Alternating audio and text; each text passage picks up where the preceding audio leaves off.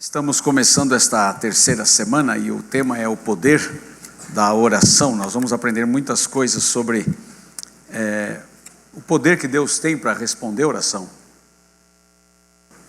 E nós vamos aprender também, eu estou orando para que a gente tenha bastante maturidade e entenda a questão da oração. Um verso básico que nós vamos tomar hoje é Evangelho de João, capítulo 14. João 14, o verso número 13. João 14, 13 e o verso 14 também, 13 e 14. Evangelho de João, capítulo 14, 13 e 14. Vamos ler todos juntos, eu quero convidar a igreja a ler junto comigo, vamos lá todos. E tudo quanto pedirdes em meu nome, isso farei, a fim de que o Pai seja glorificado no Filho. Se me pedirdes alguma coisa em meu nome, eu o farei. Tremenda promessa, não? Nós temos só um probleminha aí com a palavra tudo. Sabe por quê? Porque você já pensou se Deus nos desse essa arma de tudo que a gente pedir, Ele fizer? Sabe quantos habitantes tem no mundo hoje? 7 bilhões. Agora imaginem 7 bilhões pedindo coisas a Deus. É a história de 2 fazendeiros. Tinha um que tinha uma determinada plantação, que ele precisava de chuva para sair fruto bom. E na fazenda ao lado, tinha um que se viesse a chuva ia estragar toda a colheita dele. Aí então um começa: Senhor, manda chuva. E o outro: Senhor, segura a chuva. E como é que fica? O jogador de futebol já viu isso, né? Tem jogador de futebol que quando entra no campo ele ora: Senhor, faz o meu time ganhar. Aí o outro também ora: Senhor, faz o meu time ganhar. E aí como é que fica a coisa? Outra coisa, a Bíblia diz que o nosso coração é mau, é enganoso, é ruim. Irmão, se você tiver esse poder na sua mão, seria uma confusão. Então, claro que é uma promessa de Deus. Ele responde, Ele faz milagre, Ele é o mesmo ontem, hoje e sempre. Diga amém aí. Amém. Só tem uma coisa: Ele não faz tudo aquilo que a gente pede porque quer. Então tem alguns princípios aí bem importantes que nós vamos aprender hoje. Então toca em frente lá. A base da oração é o poder que há no nome de Jesus. A ideia desse poder do nome de Jesus, tem muita gente que às vezes usa até em vão. Fala, às vezes qualquer coisinha, em nome de Jesus. É por isso que você tem que aprender bem o que quer dizer esse tudo aí, porque em nome de Jesus você coloca todas as coisas. Esse nome de Jesus é a base para a resposta da nossa oração. Por isso que sempre no final da oração nós dizemos: em nome de Jesus, amém. Que assim seja. Mas tem algumas implicações. Dá uma olhada. A primeira implicação: tudo quanto pedirdes em meu nome. Clica mais uma aí, que tem uma dica aí. Tudo quanto nós pedirmos. Mas eu quero que tem mais uma aí. Eu acho que não está aí. Clica mais uma, por favor. Não, volta lá. Aí já estão os padrões de Deus. O nome de Jesus. Irmãos, o pedir a Deus em nome de Jesus é a mesma coisa que o Senhor Jesus pedindo a Deus por nós. É você chegar para o Pai e falar: Pai, eu não mereço nada, eu não tenho poder para nada, mas em nome do teu Filho, que é o meu Senhor, é que eu estou pedindo. É como se o próprio Senhor Jesus estivesse intercedendo por nós, é no nome dele. A segunda coisa, em Filipenses capítulo 2, a palavra diz que Jesus recebeu um nome que é acima de todo nome. E esse nome um dia fará todo o joelho se dobrar e toda língua vai confessar que Ele é Senhor, para a glória de Deus Pai. Amém? Então há um poder tremendo no nome de Jesus. Os demônios tremem e temem quando ouvem o nome de Jesus Cristo. Por isso que um crente cheio do Espírito Santo, sabendo com sabedoria utilizar este álibi, esse poder que Deus dá do nome de Jesus, ele terá muita vitória e será muito usado por Deus para abençoar outras vidas. Jesus disse: o que pedirdes em meu nome. Agora, será que Deus vai dar tudo aquilo que a gente quer? Então Deus coloca uns padrões, vai em frente lá, alguns padrões para a oração. O primeiro padrão é a santificação. Talvez você diga: mas pastor Edson, eu já pedi tanta coisa em nome de Jesus e não aconteceu nada. Talvez o primeiro problema esteja aí.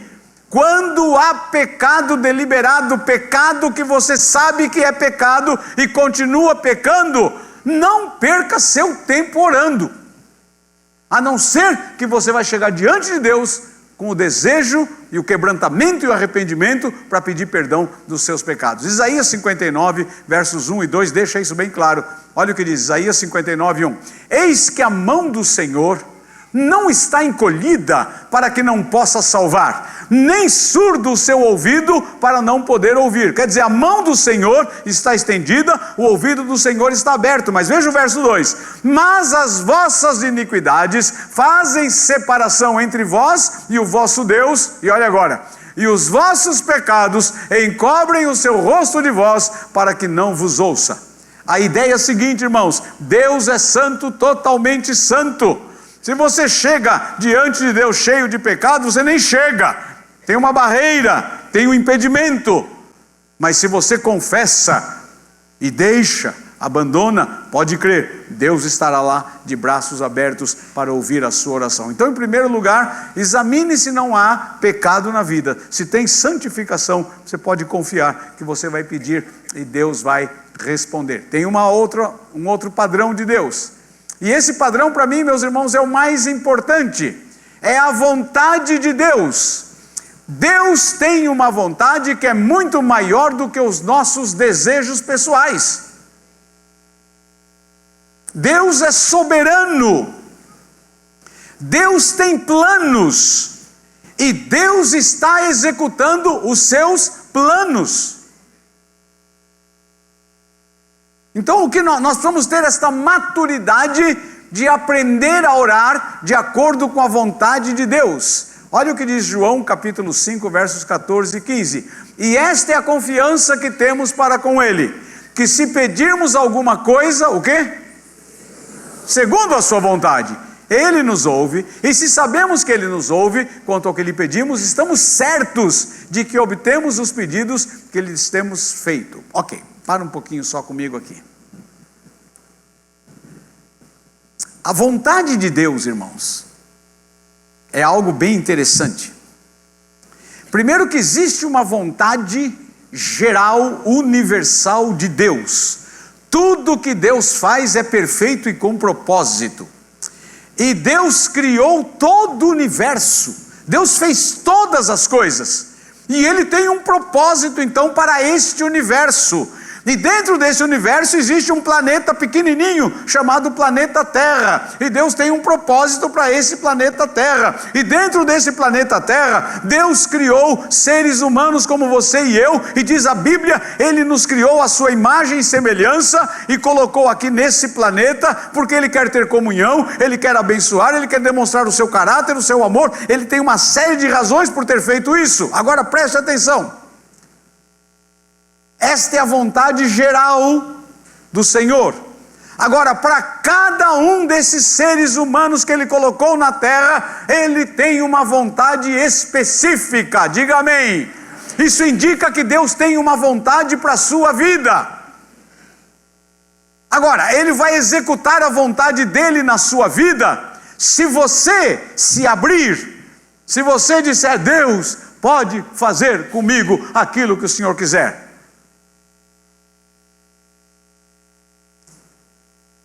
Ele te deu, junto com com a sua imagem e semelhança, Ele te deu liberdade de escolha. Irmãos, isso é uma coisa que está muito clara em todos nós. Você escolhe o que você faz. E você não pode culpar Deus de coisa errada que você faz.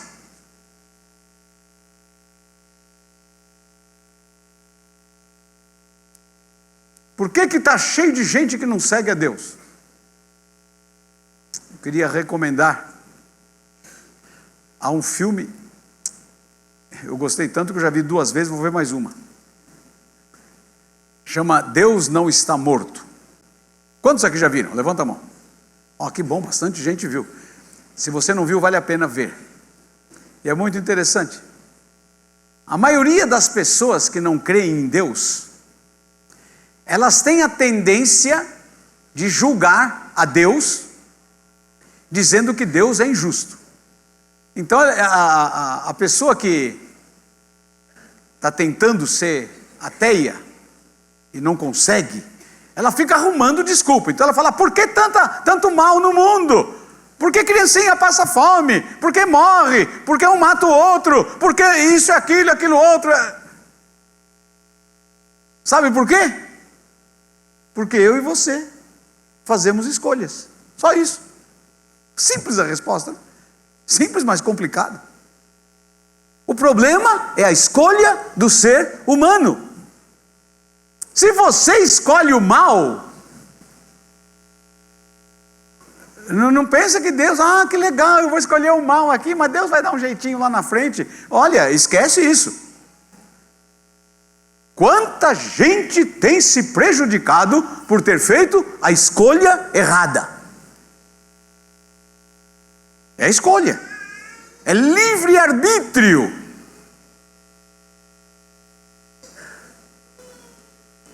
Assim como Deus deu a escolha, Ele deu domínio próprio. Ele deu domínio próprio. Você tem domínio sobre suas ações, atitudes. Então Deus dá para nós esta bênção do livre-arbítrio, mas se nós usamos de forma errada, não podemos culpar a Deus. Agora, preste bastante atenção no que eu vou dizer aqui, irmãos. A questão da vontade de Deus, ela está acima, então, da vontade de um ser humano pessoal. Por outro lado, nessa esfera de relacionamento pessoal e individual com Deus, aí sim eu diria que cabe aquela palavra de Jesus Cristo: tudo que pedirdes em meu nome, eu farei. E Deus faz, aleluia. Agora, Deus faz à medida que você tem intimidade com Deus, porque se você tem intimidade com Deus, se você é semelhante a Cristo, se você tem caráter, se você sabe o que é melhor, você não vai pedir besteira, você vai ter uma conexão direta com Deus, e você vai aprender a começar a pedir coisas de acordo com a vontade de Deus. E mesmo assim, haverá coisas que você pedirá e Deus não dará, porque Ele tem uma vontade que é soberana. Irmãos, a gente luta com alguns pedidos. Eu estou dizendo isso aqui, eu vou explicar por quê, irmãos. Uma vez eu estava numa reunião de oração, e nós fomos orar por um milagre. A gente precisava de um milagrão. Precisamos desse milagre. Vamos pedir a Deus um milagre. Deus vai fazer um milagre. Então, quando eu fui orar, eu falei: Senhor Deus, eu não estou discernindo bem se é da tua vontade que esse milagre aconteça. Então eu vou pedir, Deus, faça a tua vontade. Tinha um pastor ao meu lado que falou: não, para, pastor Edson. Se você falar para Deus fazer de acordo com a vontade dele, vai estragar a fé. Falei: como é que é? Ele falou: não, porque esse negócio de falar de acordo com a tua vontade é uma falta de fé. Aí eu fiquei pensando: e esse texto bíblico? Como é que fica? E o que Jesus fez quando Ele falou: Pai, se possível, passa de mim este cálice, mas seja feita a tua vontade, não a minha.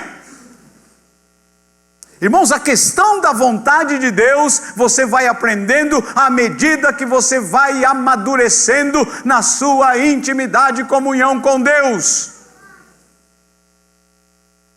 Por exemplo, imagine você chegar para Deus, você fala assim: Senhor Deus, eu estou apertado financeiramente, então Senhor Deus, me abençoa, que eu vou assaltar uma pessoa ali na saidinha de banco.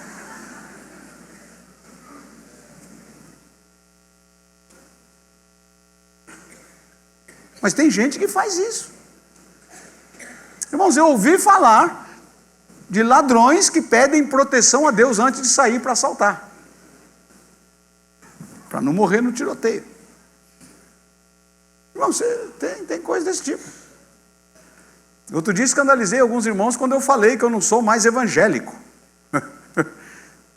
Vocês sabem por que eu não sou mais evangélico? Depois que uma irmã aqui da igreja, já contei aquela história, né? Do assaltante, estava assaltando um irmão da nossa igreja aqui, e o irmão começou a tremer.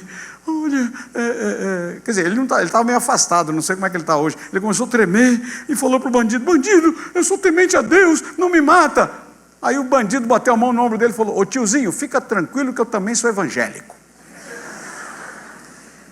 E algumas semanas atrás eu vi uma notícia de que puseram fogo num centro de Umbanda, numa favela do Rio de Janeiro, e quando foram verificar, procurar quem foi que fez isso, aí disseram que foi a ala evangélica do PCC. Então a essa altura eu não sou mais evangélico, eu estou procurando ser um seguidor de Cristo. Agora, por quê? Porque começa a aparecer gente que usa Deus, olha só, tenta usar, pensa que está usando, usa Deus apenas como um protetor.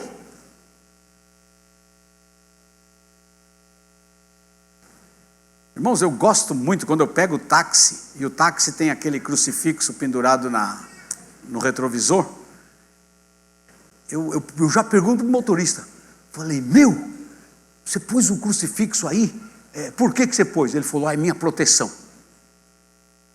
Aí eu perguntei: Jesus Cristo é só proteção? Aí o sujeito já começa: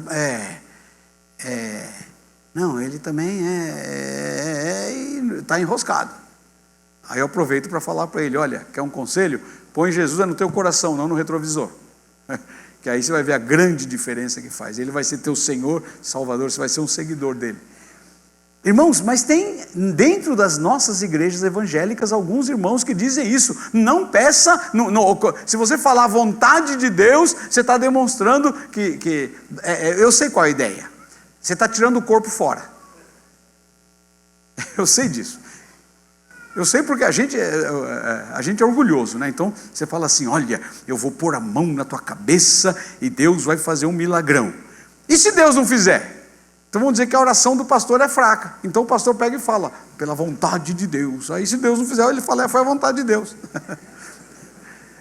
Primeiro, o pastor que faz isso, ele está muito ruim, porque ele não está entendendo o que a Bíblia fala sobre vontade de Deus. E outra, e ele está muito orgulhoso. Irmãos, eu falo com todas as letras aqui: eu já orei por gente e Deus curou, amém? E eu já orei, a maioria das orações que eu faço, Deus não cura. Ninguém falou amém agora.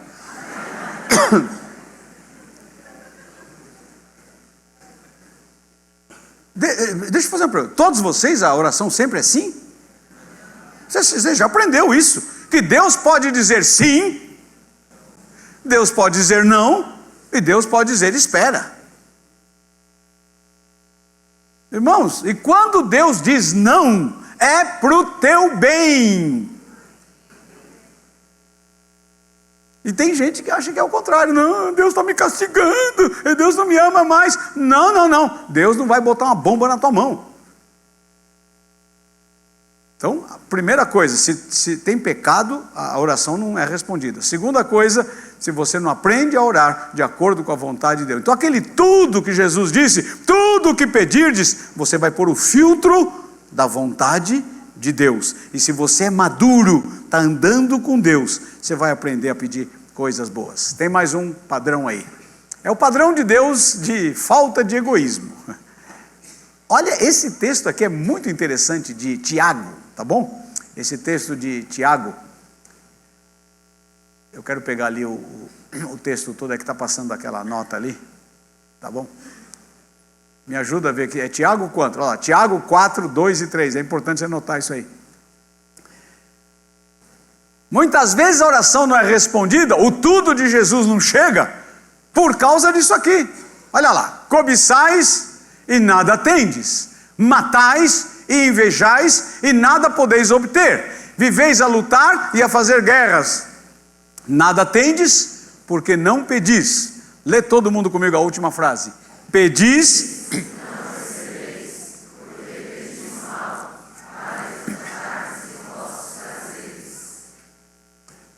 Irmão, liga esse vossos prazeres com o que está escrito antes. Matais, para ter alguma vantagem, invejais, para ter algum prazer, não podem obter, estão lutando, estão fazendo guerra, o egoísmo está lá, e aí vai e fala para Deus, Senhor Deus, me dá isso. Você não vai receber. Por quê?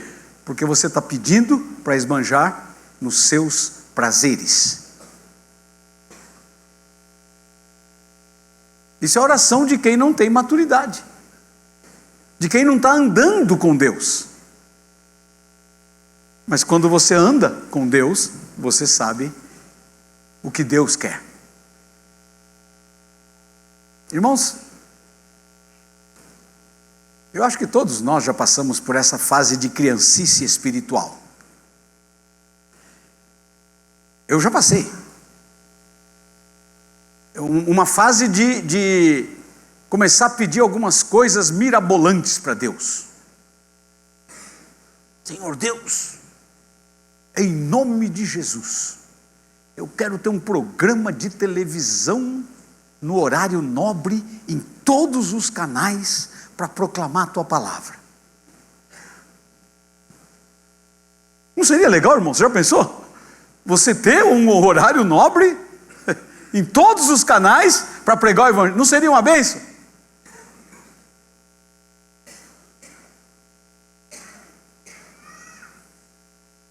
Mas aí você ajoelha lá e fala, Senhor, qual o teu plano? Aí Deus fala assim, meu plano é que cada discípulo faça um novo discípulo. Ah, entendi. Então o programa da televisão vai estragar tudo, o plano de Deus. Irmãos, a gente fica tentando ajudar a Deus, quando Ele já tem o seu plano e Ele já sabe o que está fazendo. É por isso que a oração vai ser respondida à medida que você está alinhado com a vontade de Deus. E você só vai se alinhar com a vontade de Deus à medida que você começa a andar e buscar a Deus. Caso contrário, Deus seria simplesmente uma caixinha mágica. Deus seria uma conta bancária, que você tem saldo, apertou aqui, tira o dinheiro lá, apertou aqui, tira o dinheiro lá. E nem... Você tem relacionamento com a tua conta bancária? Não, né? É só relacionamento de deposita e tira, deposita e tira. Deus não é uma conta bancária que você vai ficar, Deus me dá, Deus, tira. Não. Deus quer relacionamento de pai e filho, diga amém. Ah, irmãos, é muito legal. Você começa a entender melhor a Deus quando você se torna pai. E você que é filho, veja o seu relacionamento com o seu pai. Logicamente tem alguns pais aí que... Mas eu fico pensando, meus filhos, gente, me pedem coisas que às vezes eu dou com uma alegria, com muito prazer. Mas meus filhos às vezes pedem coisa que já de cara eu falo, não senhor, esquece isso. Por quê? Porque eu amo. É para o bem deles, é por proteção. Agora, à medida que você começa a andar com Deus, o segredo, gente, é andar com Deus, diga amém. Anda com Deus, você vai aprender a orar, você vai saber orar com sabedoria. Mas mesmo assim, alguns mistérios continuam. Vou contar um mistério aqui que eu não entendo até hoje. Irmãos, alguns de vocês caminharam comigo em volta desse quarteirão, pedindo o quarteirão inteiro para Deus, não foi? E na minha cabeça, como líder da igreja, eu estou entendendo que Deus quer dar. E, gente, nós pusemos o pé, oramos, onde puser a planta do teu pé será vosso, e vai pela fé, pá, pá, pá. Fui atrás do dono da rádio aqui, vamos e tal, não sei o quê. Quando cheguei, conseguimos ter acesso a ele, falar do desejo da igreja, ele falou, não vendo nada. Estamos tentando comprar aquele estacionamento ali. Bom, já demos um passo de fé, alugamos, viu, irmãos? A partir, eu não sei se domingo que vem já está. Alguém sabe se domingo que vem já está? Já pode usar? Então domingo que vem, irmão, sabe aquele estacionamento ali da subidinha aqui, as Travessas São João? Ele está reservado para a nossa igreja. A nossa igreja alugou, ele funciona durante a semana, nós alugamos só o fim de semana, deram a chave para nós vamos socar os carros lá, trancar, aí começamos a socar os carros aqui nesse outro, então você pode botar o carro lá então já no domingo que vem, tá bom? Só que é tudo socado, você tem que esperar, igual aqui, você tem que esperar o irmão sair, e não faz igual um aí que prendeu o caminho lá hoje, então, põe direitinho, obedece lá o irmão que está. Agora, nós pedimos, Deus até agora não deu, e aí? Desiste ou continua orando? Aí você já aprendeu uma coisa. Há pedidos que a gente faz a Deus, que Deus dá orientação para sermos perseverantes. E às vezes nós oramos e fazemos uma oração que eu costumo chamar de oração de entrega. É quando você está batalhando, lutando, Deus não faz nada, chega uma hora que você faz uma entrega, você fala, Senhor Deus, eu coloco isso em tuas mãos e não vou orar mais. Mas é o Espírito Santo que vai te dirigir a fazer isso. Por isso que em tudo é a comunhão com Deus. Tá bom? Então é sem egoísmo. Vai em frente, por favor. A chave da oração é a fé. A base é o nome de Jesus. Tem um nome poderoso, amém? Os padrões são santificação, vontade de Deus e não egoísta. Agora, qual é a chave? A chave é a fé. A fé, meus irmãos, ela está definida aqui com duas frases. A primeira é a certeza das coisas que se esperam. E a segunda é a convicção de fatos que se não veem. Agora, irmãos, esta fé, como certeza de que Deus vai fazer, está ligada à nossa comunhão com Ele. Ele vai colocar no nosso coração. Lembra que na semana passada nós pusemos o vídeo aqui sobre a cadeira? E lembra que aquele empresário chegou e falou assim, olha, eu ali conversando com Deus e lendo a Bíblia, Deus começou a colocar na minha mente, no meu coração, coisas da vontade dele, o plano que ele quer, que era o plano de deixar tudo e servir aquela igreja. Agora, é interessante, no momento em que Deus põe aquilo, você começa a ter fé, certeza daquilo que se espera. Qual é a ideia? Deus vai me sustentar. Deus vai cuidar de mim. Assim como Ele cuida dos passarinhos, Ele vai cuidar da minha vida. E é uma convicção de algo que você não vê. Aí então você começa a entender melhor o tudo dentro daquele filtro. O filtro da santidade, da vontade de Deus e da oração não egoísta. Então, quando você está em intimidade com Deus, a sua fé é fortalecida. E a sua fé é fortalecida de uma forma tal que você vai aprender a orar de acordo com a vontade de Deus. Por isso que sempre você tem que estar numa situação, você precisa de algo, antes de você falar, Deus faz isso em nome de Jesus, vai lá e fala, Senhor Deus, eu quero ter uma intimidade tão profunda com o Senhor, que eu quero saber qual é a tua vontade nesse assunto, o que o Senhor quer fazer. Pode ser que Ele vai dizer para você, faz isso, ou não faz aquilo, ou espera que eu não vou falar nada ainda. Amém? A chave da oração é fé. Você tem fé? Amém? Deus faz milagre? Está precisando de um milagre? Será que é a vontade de Deus? E aí começa a falar, está duvidando? Não, eu não estou duvidando. Eu estou sendo coerente no meu relacionamento com o Pai. Tem mais? Vai em frente para mim, por favor, minha filha. Aí vem o poder da oração. Vamos ler juntos esse texto Esse trecho você deveria decorar. Vamos lá. Ora, aquele...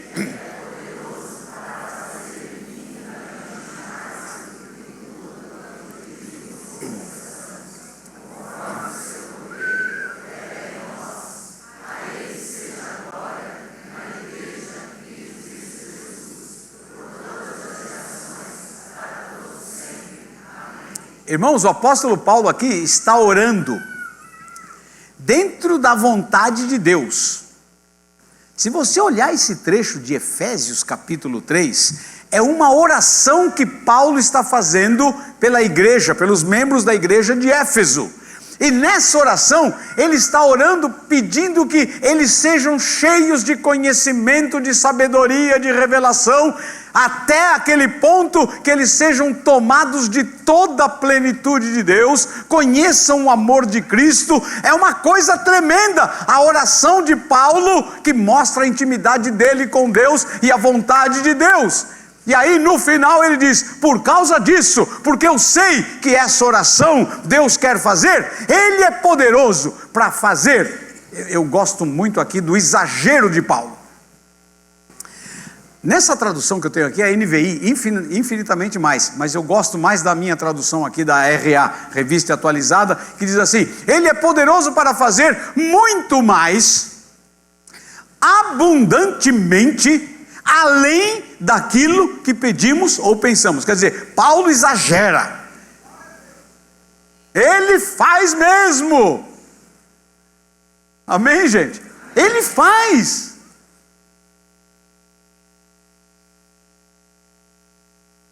Mas ele faz tudo para a sua glória. Primeiro, ele é poderosão. Diga amém aí. Amém. Irmãos, Deus dá uma palavra, as coisas mudam. Basta uma palavra de ordem de Deus. Irmãos, Deus sabe bem o que faz.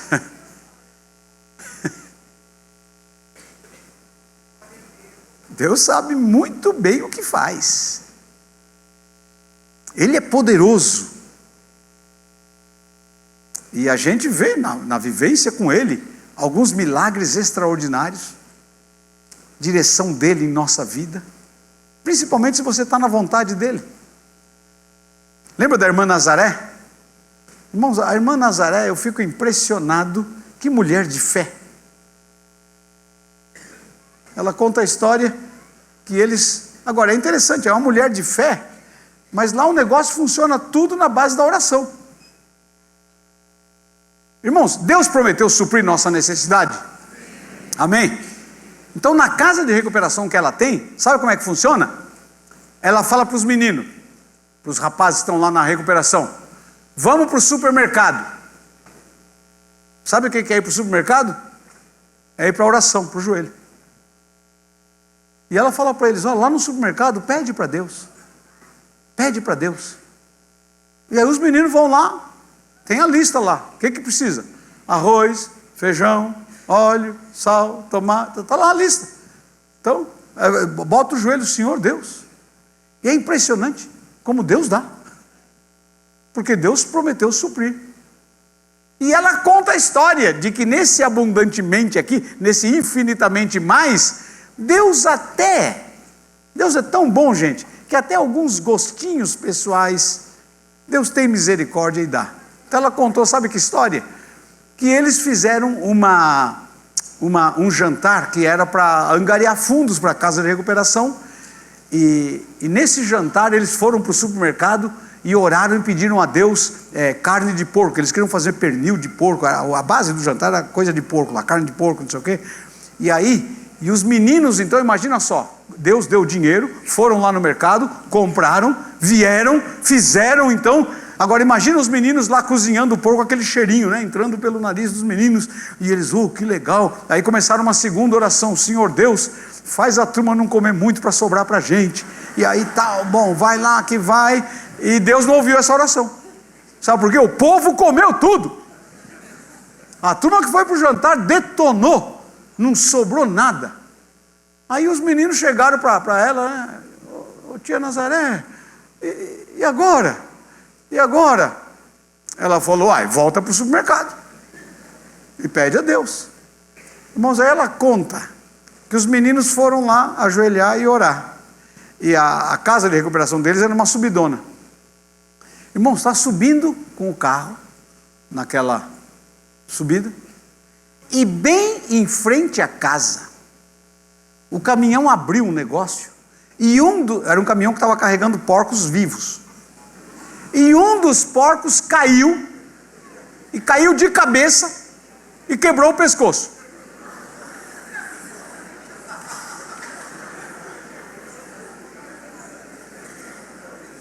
Ela conta a história. Diz que aí o homem foi lá, amarrou o caminhão, arrumou direitinho, e quando ele viu que a viagem era longa, ele não podia mais levar aquele porco, ele chegou lá e bateu na porta e falou: olha, esse porco, por acaso vocês querem, hein?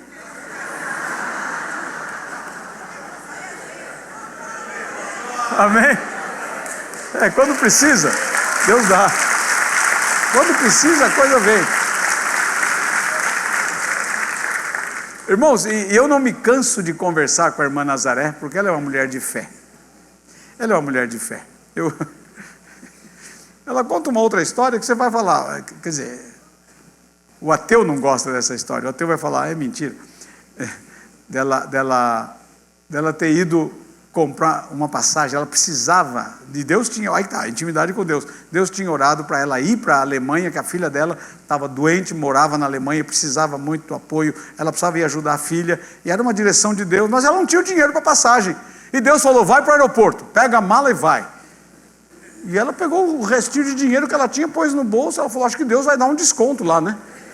E chega lá, quanto é a passagem? É tanto. Ela falou: eu só tenho isso. E deu o dinheiro. E a mulher começa a contar. E o negócio começa a multiplicar, a nota na mão da mulher. Não, deu tudo aqui para comprar. E ainda sobrou esse troquinho aqui para você. Deus tem poder para fazer. Agora você vai perguntar: mas qual o segredo da querida irmã Nazaré? Sabe qual o segredo? TSD. Tempo a sós com Deus. Anda com Deus, que você vai ser fortalecido em fé, você vai entender vontade de Deus, e os milagres começarão a acontecer na sua vida. E é interessante, não só em seu benefício, é muito impressionante isso. Quando você olhar, a maioria dos milagres que você olhar, que Deus está fazendo com a irmã Nazaré, é para abençoar outras vidas. Não é impressionante. Ela não tem nenhum testemunho. Olha, eu pedi uma aliança de brilhante e Deus me deu. Não, ela não vai ter, eu acho que nem vai ter esse testemunho. É o tal negócio, andar, o segredo é andar com Deus. Deus é poderoso, mas tem mais. Ele faz além daquilo que você pede ou pensa. Ele é poderoso para fazer infinitamente mais do que tudo quando pedimos ou pensamos de acordo com a vontade dele. Ele é poderoso. Ele dirige. E na intimidade com ele você começa a aprender a pedir a coisa correta, conforme o seu poder que opera em nós. Clica que tem mais uma lá. É tudo para a glória dele. Depois que ele fala, olha lá, aquele que é poderoso para fazer infinitamente mais, além daquilo que pedimos ou pensamos, conforme o poder que opera em nós. A ele seja glória na igreja e em Cristo Jesus, por todas as gerações, para todos sempre. Amém. Irmãos, há uma parte, não, fica lá, volta lá, por favor, irmão. Tem uma parte aí que eu não sublinhei, e deveria ter sublinhado, viu, irmãos?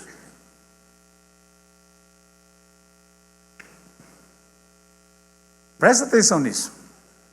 Anda comigo no texto. Ora, aquele que é poderoso para fazer infinitamente mais do que tudo quanto pedimos ou pensamos, veja agora, conforme seu poder que opera. O que quer dizer isso?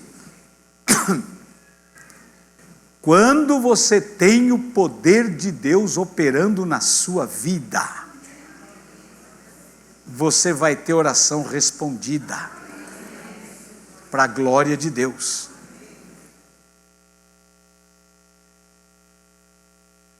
Irmãos, Deus faz. Deus faz.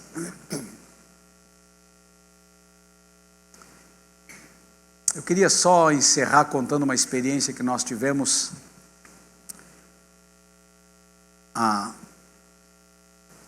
onde entrou toda essa questão de fé, de oração, de vontade de Deus e do nome poderoso de Jesus. Eu contei para os irmãos que esse livro aqui foi escrito a bordo do navio Doulos, na costa oeste da África. Eu trouxe alguns para os irmãos, para quem quiser comprar, está ali na porta, viu, irmãos? Deus me dirigiu, é aquela história, vontade de Deus. Deus me dirigiu e dirigiu a nossa igreja. Nossa igreja entendeu que eu estava com pouca visão missionária e eu precisava então ampliar a visão. Aí a igreja me mandou para ficar 6 meses a bordo do navio Doulos, na costa oeste da África. E naquela época nós tínhamos o pastor Bartimeu, que era pastor comigo aqui na igreja, então tranquilamente a igreja ficava suprida de pastorado. Então me liberaram para ir para o navio. Nós fomos. Irmãos, e claro, eu fiz tudo aquilo que são coisas humanas, dentro daquilo que para quem vai fazer uma viagem e ficar com mulher e 2 filhos. Naquela época o Fernando não existia. O Júnior, meu filho mais velho, tinha 6 anos e o André tinha 4 anos. E o que aconteceu? Nós então preparamos tudo, passaporte e tal, compramos dólares, arrumamos a mala, ajeitamos tudo direitinho, ajustamos quem ia ficar com a nossa casa naquele período. Bom, e foi interessante. No domingo anterior à nossa viagem, entrou um ladrão em casa. E interessante, eu tinha uma pastinha daquelas executiva, e nessa pasta eu costumo deixar todos os meus documentos. Mas no sábado à noite, é o tal negócio, eu não sabia que ia entrar ladrão, mas eu já estava com os dólares comprados. No sábado à tarde, eu senti bem claro de Deus, pega o dólar e põe no meu arquivo lá num lugar escondido, e pega o passaporte e esconde em outro lugar. Passaporte meu e da minha família toda. Não deixei naquela pasta. Não deu outra. Os ladrões entraram, pegaram a pasta, abriram, só encontraram papelada e bagunçaram nossa casa, mas não mexeram nem no passaporte e nem no dólar. Então tudo bem. Aí nós fomos.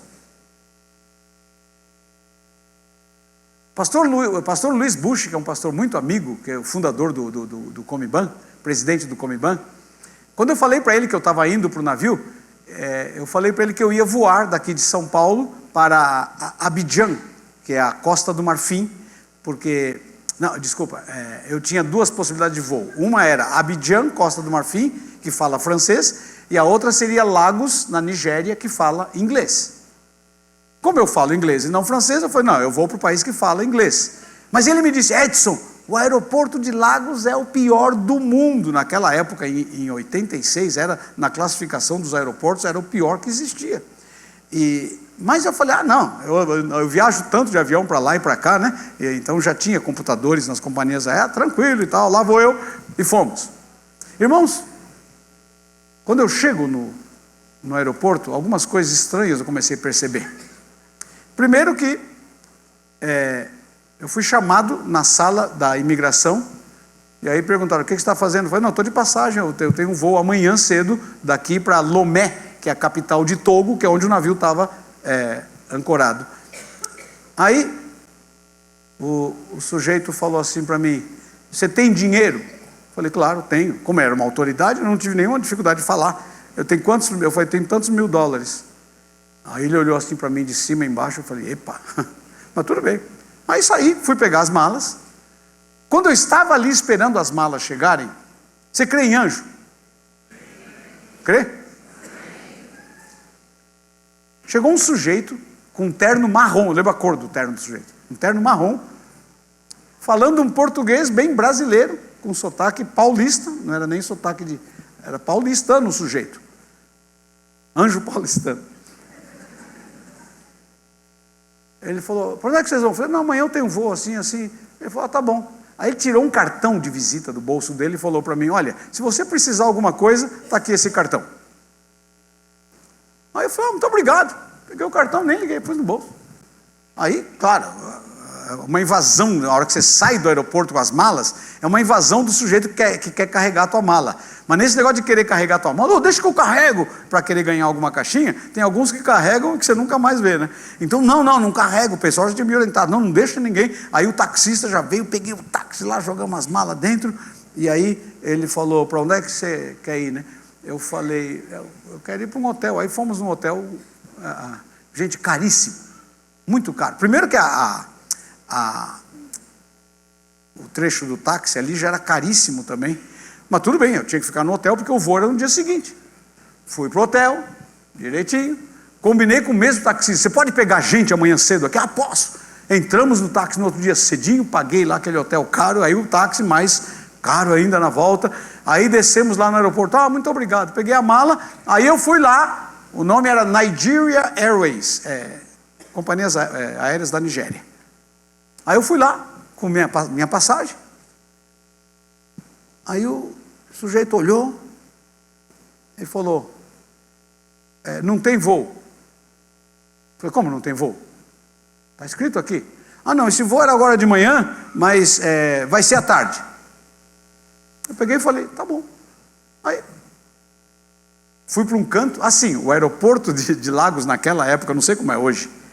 Você lembra da estação de trem do Brás aqui, há uns anos atrás? Que a turma ficava deitada no chão, era assim, gente no chão, uma confusão. Aí eu arrumei um cantinho para proteger a Rutinha e as crianças, né? E as malas ali, ficamos num cantinho. Aí eu estou lá sentado, imagina, passar o dia inteirinho esperando a parte da tarde naquele lugar. Mas aí eu lembrei, eu falei, peraí, deixa eu ver se aqui tem o escritório da Varig. Naquela época foi a companhia Varig que eu usei o voo. Aí, fui lá no escritório da Varig, a hora que eu bati na porta e entrei, eu falei, olha, eu vim no voo de ontem e o meu voo é para Lomé. Aí vem o gerente da Varig e fala assim, você é o Edson? Eu falei, sou. Ele falou, onde é que você estava ontem? Eu falei, eu estava aqui, eu disse aqui. O voo era ontem. Eu falei, não, mas olha aqui. Aí ele percebeu que foi um erro da Varig. A passagem estava emitida para o dia seguinte. Falou, aqui, é esse voo aqui. Ele, não, cadê tua esposa e seus filhos? Ele sabia que eu estava com a esposa e os filhos. Faltaram, né, os passageiros.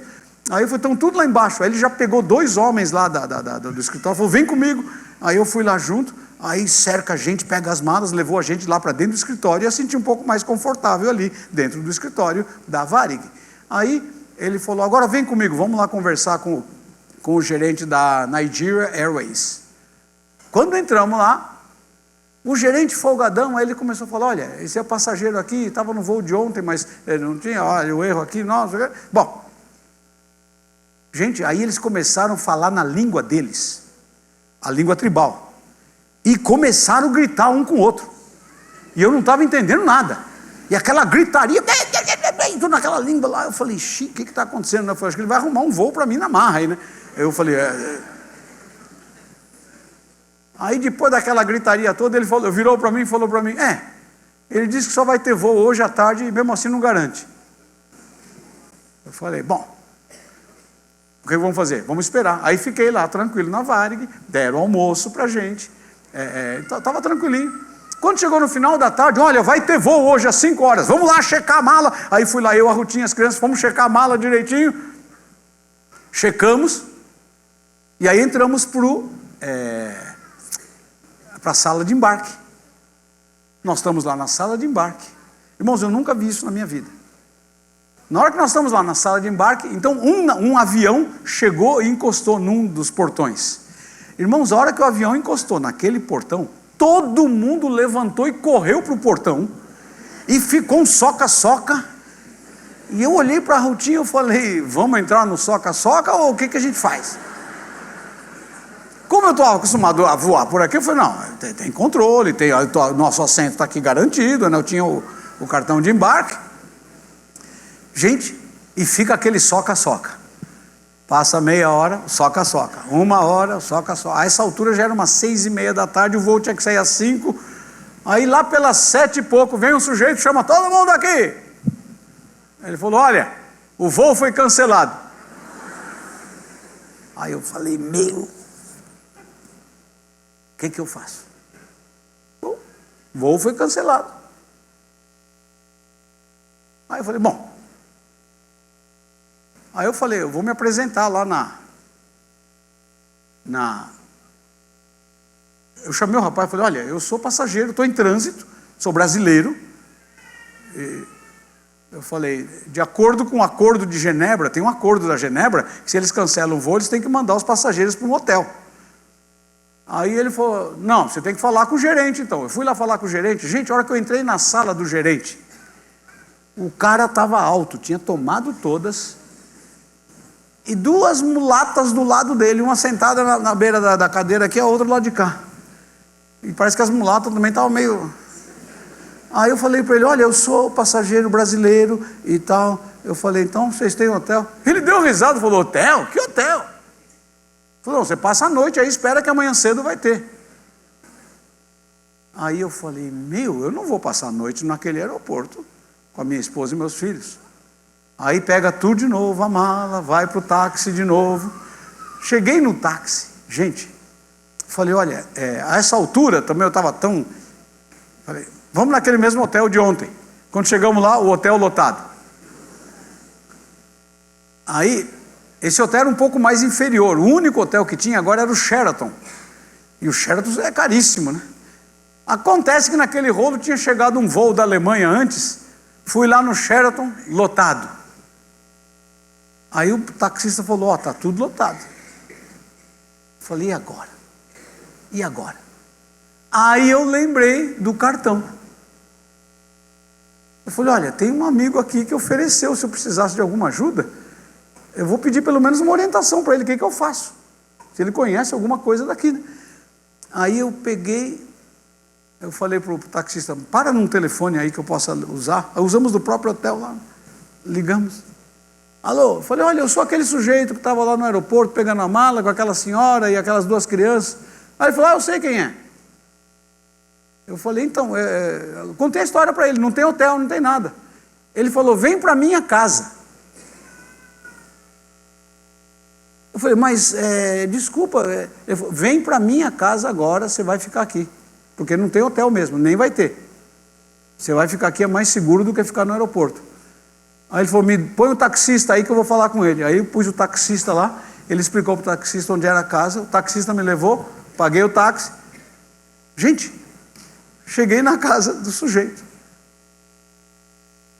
Quando entramos, tinha uma mesa preparada, posta com jantar. Eu olhei para a Rutinha assim, cocei a cabeça, ela também. Eu falei...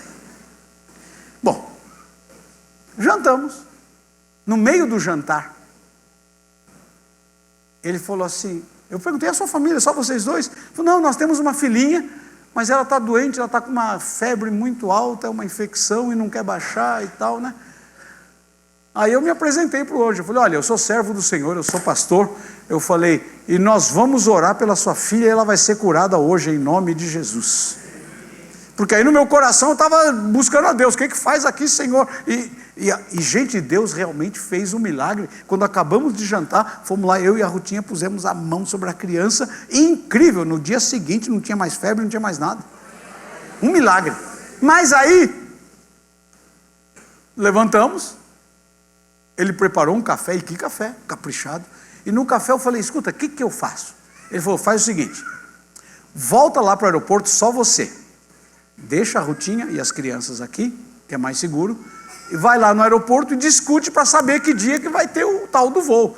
Porque a essa altura, só o dia que tiver garantido o voo que você vai, tá bom? Tá. Aí voltei lá. Quando eu cheguei lá, eu fui direto na loja da Varig. A hora que eu abri a porta, o gerente da Varig olhou para mim e falou, o que você está fazendo aqui? Eu falei, cancelaram o voo. Quando eu falei cancelaram o voo, esse homem ficou furioso e falou, vem comigo. Aí foi de novo lá na sala do gerente geral da Nigerian Airways. Aí já entrou direto na língua deles, tribal. Um quebra-pau, mas começaram a rachar, mas rachar mesmo. E gritar, e bater na mesa, e não sei o quê, e eu lá não entendendo nada. Aí ele falou assim para mim, olha, ele disse que não tem voo, não tem avião, e não sabe quando vai ter. Ele falou, não tem computador, não tem controle nenhum. Eu falei, meu, e agora? Ele falou, a essa altura, vamos esperar. E ele falou, onde é que você está? Eu falei, estou na casa de uma pessoa que eu conheci aqui. E ele ficou muito preocupado, o gerente da Varig, porque ele tinha que cuidar de mim. E a essa altura, ele falou, não, tá bom, fica lá. Eu falei para ele, então vamos fazer o seguinte, me ajuda aí, porque eu tenho que ampliar o meu visto, porque eles deram visto só de 48 horas. Eu falei para ele, olha, amanhã encerra o meu visto, e eu não posso ficar ilegal aqui. Ele falou assim, tá bom, então vamos lá falar com o pessoal da imigração. Aí fomos lá, chegamos na imigração, era um sujeito. Então ele falou, olha, esses aqui são do Brasil, são passageiros em trânsito, que precisa esticar o visto deles. Aí ele pegou o nosso passaporte, olhou. Assim, eu tinha conversado com essa pessoa, ele disse assim, se não tiver voo, eu vou dar um jeito de vocês irem por terra, porque era perto, dá para ir por terra, eu arrumo um carro bom, um motorista bom da nossa empresa, e ele vai levar você até lá, só vai ter um custo aí da gasolina e tal. Eu falei, tá bom. Aí eu falei para o cara da Varig, olha, se não tiver avião, eu vou tentar ir por terra. Aí então tinha que ter o visto estendido. Aí, gente, falamos para o homem, ele olhou o passaporte, ele falou, não vou estender o visto. Eu falei para ele, mas senhor, eu não posso ficar ilegal no país. Ele falou, não tem problema. Eu falei, outra coisa, pode ser que eu vá por terra, já, se não tiver voo. Eu falei, quando eu chegar na fronteira com o passaporte, com o visto vencido, não vou ter problema. Ele falou assim, não, aí você dá um dinheiro para o sujeito lá que fica tudo certo. Era uma cultura assim de muita corrupção. Eu falei, não, mas eu não faço um negócio desse. Não sei o que, não vai ter. Aí, quando saímos de lá, sem o visto, ele não deu a extensão do visto. Caminhando ali no saguão do aeroporto, eu vi que tinha uma grade e 2 sujeitos pendurados lá dentro da grade. Eu falei para ele, o que é aquilo lá, né? Ele falou, aqueles lá são os que o visto venceu e ficaram aqui no país. Eu falei, tá bom. Irmãos, a essa altura, presta atenção, a essa altura, eu comecei a pensar, sabe o que eu falei? Eu acho que eu errei, não era vontade de Deus de eu vir para cá, Deus não queria isso, e acho que eu errei. E gente, peguei o passaporte, pus no bolso, e falei para ele, e agora? Ele falou, agora vamos aguardar. Dei o telefone de onde eu estava, peguei o carro. Gente, eu estava com uma vontade de chorar. E eu não queria chorar na frente do motorista de táxi. Segurei. Quando cheguei na casa, eu também não queria chorar na frente das crianças para não causar insegurança. Gente, mas a hora que eu entrei na casa, eu vi a Rutinha numa mesa, num canto, eles estavam pintando a casa, ela estava num canto da lavanderia, numa mesinha assim, e com um pedaço de papel fazendo desenho, tentando entreter as crianças. Gente, eu olhei aquela cena, aí não aguentei, bem na frente da criançada, mas comecei a chorar, e falei, bem, me perdoa, acho que eu errei, não era para vir, eu não queria pôr você e as crianças nessa confusão. Aí eu contei a história para ela, não deram visto, não deram nada, hoje à tarde nós vamos ficar ilegais nesse país, e agora, aí, que bom ter uma mulher de Deus, né? Ela levantou e falou, bem, nós não erramos não, Deus sabe o que está fazendo, Deus está no controle, fica tranquilo. E eu pensei que as crianças iam ficar com trauma, a criança nem ligou, falou, mãe, vamos brincar mais aqui. Eu não estava ligando se o pai estava chorando ou não. Aí eu liguei para o sujeito, ele estava no escritório dele, ele falou, vem aqui. Aí eu fui lá, era perto do escritório, fui a pé mesmo. Cheguei lá no escritório, aí eu contei a história, falei, não prorrogaram o meu visto, não tem como. Ele falou, Edson, vamos fazer o seguinte, vamos decidir agora, você vai de carro. Eu vou arrumar o carro aqui, um motorista seguro, e você vai de carro, e ele falou assim, e por causa da tua consciência, eu sei que você não vai querer dar suborno, mas deixa que o meu motorista dá.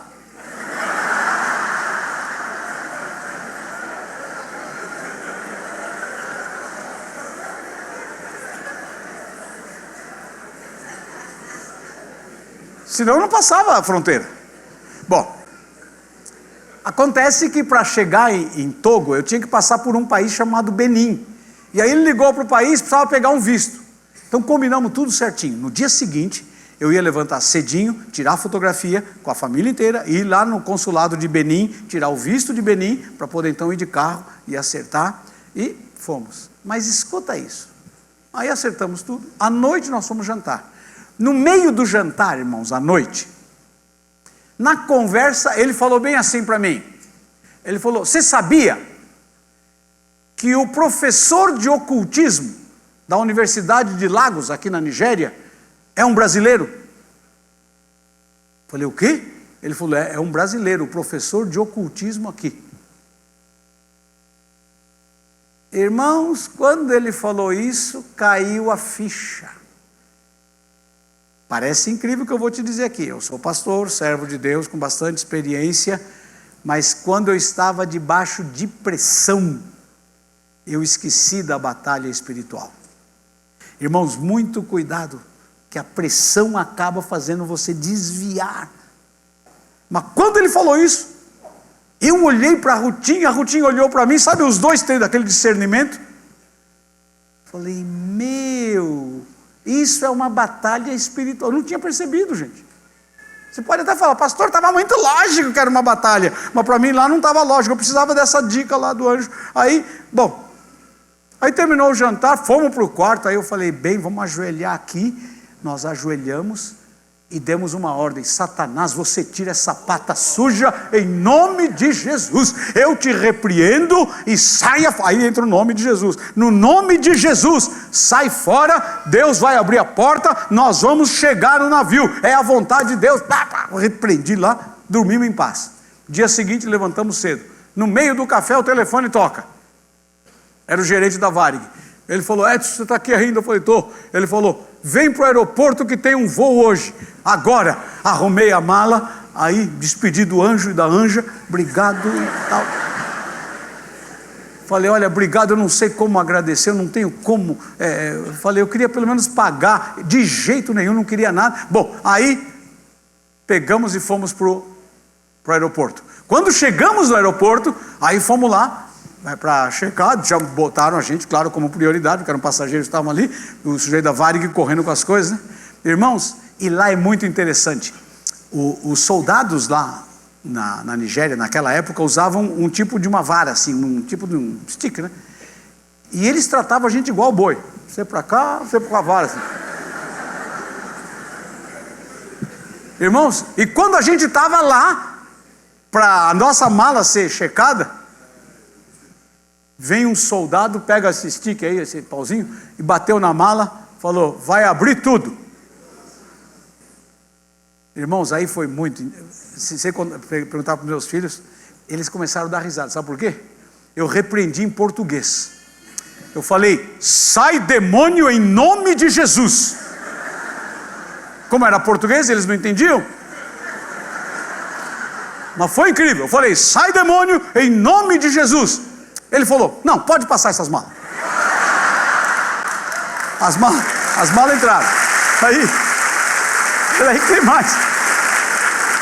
Aí as malas entraram, já pegamos o cartão de embarque.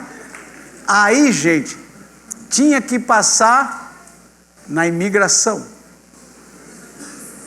Visto vencido. Quando chegamos na imigração, ele falou: cadê os passaportes? Quando abriu o passaporte, aí entra, ele falou assim: o visto está vencido. Ele falou em inglês, né? E eu em português: sai demônio em nome de Jesus. Entrou o gerente da Varig e falou: são passageiros em trânsito, pode passar. Aí olha o outro rolo. Lá na Nigéria, naquela época, se você, por exemplo, trocasse, por exemplo, $1.000 pelo dinheiro da Nigéria, no final você tinha que apresentar as notas de tudo que você gastou e o troco. Gente, e eu não tinha mais nota de nada, estava uma confusão. Aí, quando chegou lá, eles falaram: cadê os documentos? Aí eu falei: sai demônio em nome de... A essa altura meus filhos ficavam rindo, né? Eles davam risada quando eu falava: sai demônio. E em parte era bom, sabe? Porque o sujeito olhava e pensava que eu estava brincando com as crianças. Eu estava expulsando os demônios da lá. Aí, gente... Aí o cara da Varig: passageiro em trânsito, passa. Irmãos, aí entramos na sala de embarque. Quando entramos na sala de embarque, Estamos lá sentados. Aí encosta o avião, gente. Aí foi aquele soca-soca. Todo mundo correu. Eu falei, gente. Aí quando todo mundo correu, eu falei, sai demônio em nome de Jesus. Quando eu acabei de falar, sai demônio em nome de Jesus, o gerente da Varig vem e fala assim, ô Edson, o piloto desse avião aí é casado com uma brasileira, ele fala algumas palavras em português e ele soube que tem uma família brasileira, ele queria conhecer vocês. O piloto veio lá na sala de embarque, conversou com a gente, falou algumas palavras lá em português, falei, que prazer e tal. Aí eu falei para ele, olha esse soca-soca aí, como é que faz para a gente entrar no avião? Ele falou, vem comigo. Sabe aquela escadinha de baixo?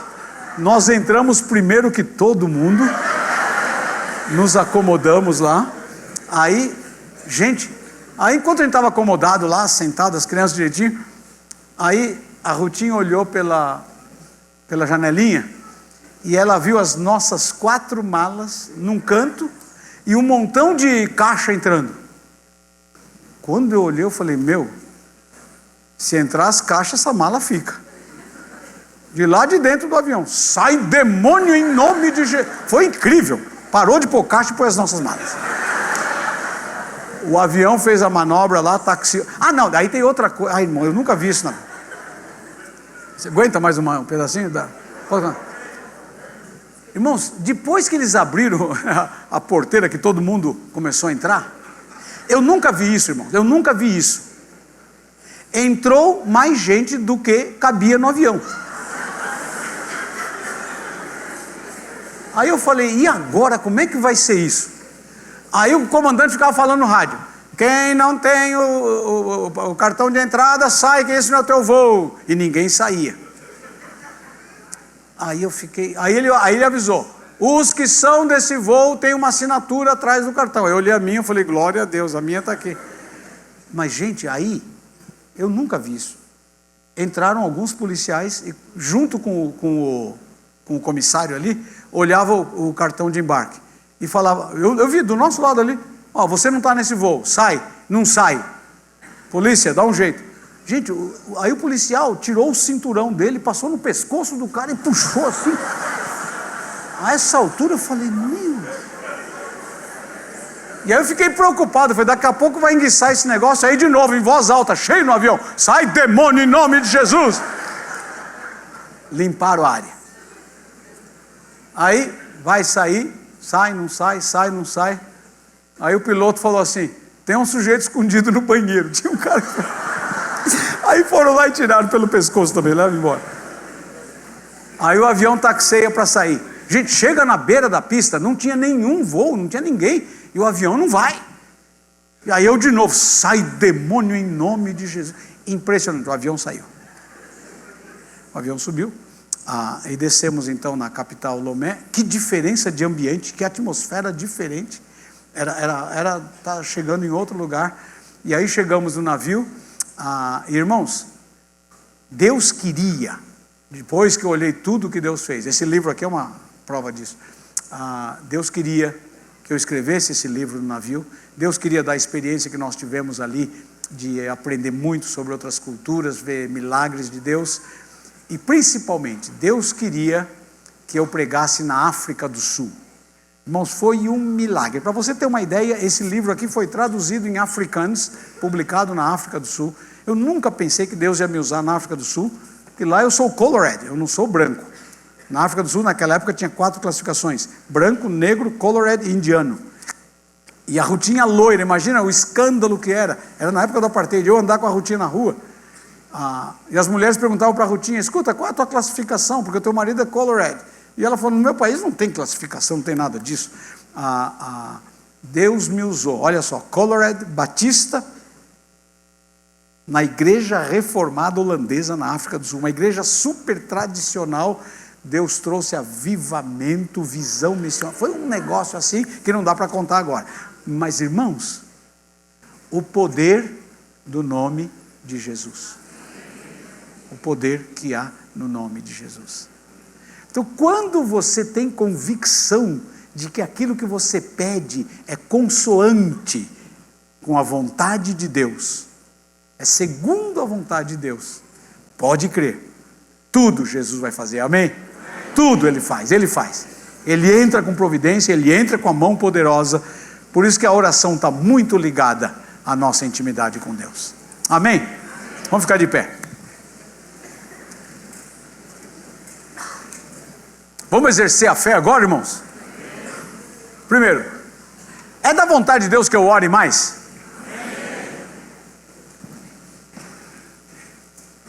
Então, será que é da vontade de Deus que eu levante mais cedo amanhã? Ou que eu faça algum tempo? É da vontade de Deus?